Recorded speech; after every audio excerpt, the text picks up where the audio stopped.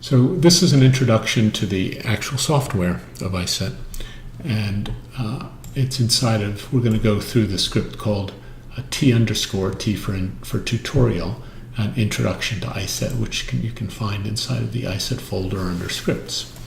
And the point of the script is just give a little tutorial and sort of begin. Often we begin scripts with a little IE for, we use IE for image val, and we're going to initialize the environment. And so I'll just run that a little bit. And now we're going to go make a scene that's going to represent the full spectral radiance of a scene. This first one is just the default simple scene. It's got a wavelength range. It's going to be a little color test chart. It's going to be the Macbeth color target seen under a tungsten illumination. That's how big the patches are going to be, and that's the wavelength representation. Right, and then later on in a different video, we can show you different kinds of scenes. This is just a very simple test target. It's very useful. And there it is. And the scene represents, at each point, the spectral radiance, and it's got this tungsten yellowish look. And you want to select a point and show the radiance? Sure, let's go select the radiance. Here's a yellow point, and that's the spectral radiance in quanta per second per steradian per nanometer at that particular point.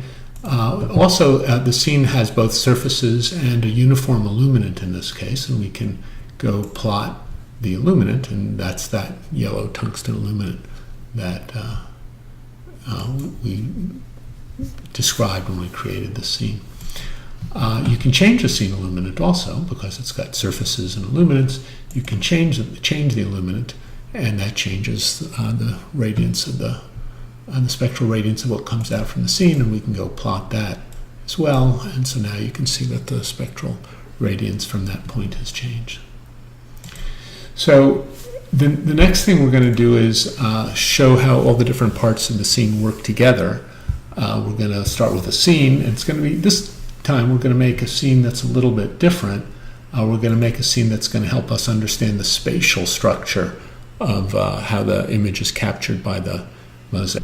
And to do that, we're going to create a little optics and a little optical image object, and we're going to set the F number for the optics. And the first one that we're using here, it's a diffraction limited one, and set some of the other properties. And then we will go calculate what that particular optics did to the radial scene, to these radial lines, and didn't do much. It blurred it a little bit, but it's pretty high quality optics, F number 4, so it looks pretty good. We can then calculate what happens to that irradiance image. That's after the optics over here, so this is the irradiance image. And the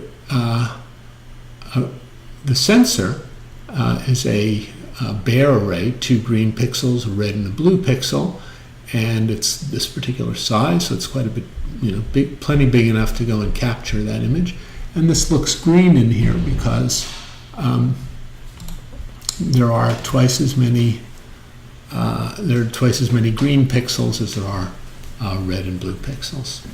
We can then process this picture using a simple processing strategy, and wow, when you look at that come through, you can see all the chromatic aliasing from those radial lines. They just appear all kinds of different colors, and that's because the optics was pretty sharp. The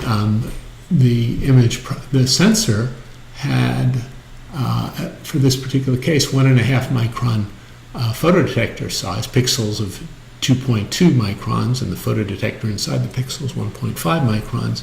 And as a result, there's a lot of chromatic aliasing. Well, if you'd like to reduce that chromatic aliasing, and you're designing this, you can change the optics F number to make the image blurrier. So we're going to go change the optics, the F number. We're going to go recompute from the scene through the optics and recompute the sensor response and put it through the image processor and have a look again. And in that case, you can see that by putting in optics that protects from aliasing, we get rid of all those chromatic artifacts and have a nicer scene. So this is a way in which you could see that from the scene to the optics to the sensor to the image processing to the display, how all of those parts work together in a quick simulation.